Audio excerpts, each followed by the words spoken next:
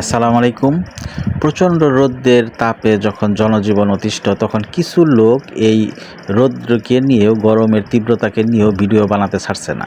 তারা চলে যাচ্ছে বিভিন্ন জায়গায়, ছাদে, রাস্তায় তারা ডিমবাজি করতেছে। আসলেও এই গাছপালা না থাকার কারণে আল্লাহ তাআলার এই গজব নেমে এসেছে, এবং মানুষের ঈমান আমল কম হওয়ার কারণে, যাকাত না দেওয়ার কারণে এইটা নেমে এসেছে, গজবটা নেমে এসেছে, অনাবৃষ্টির কারণ। তো এই জন্যে প্রচুর গাছ লাগাতে হবে। আমাদের দেশে তো শুধু গাছ কাটার হিড়িক, এমন কোনো পার্ক নাই, নাই, পার্কের গাছ, কলেজের গাছ সব গাছ কেটে ফেলে। এইরকম যদি বড় বড় বৃক্ষ থাকে, তাহলে এখান থেকে জনজীবনের স্বস্তি আসা সম্ভব। দুপুরবেলা তীব্র গরম যখন জনজীবন অতিষ্ঠ, তখন গাছের নিচে বসে গাছের ছায়ায় শীতল হয় অনেক মানুষ, অনেক কৃষক।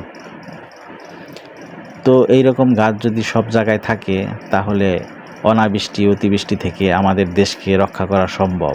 এবং সর্বশেষ আল্লাহর কাছে দোয়া করতে হবে, আল্লাহ যেন আমাদের গুনাহ খাতাকে মাফ করে দেন এবং বৃষ্টি নসিব করেন। ধন্যবাদ, সবাই ভালো থাকবেন।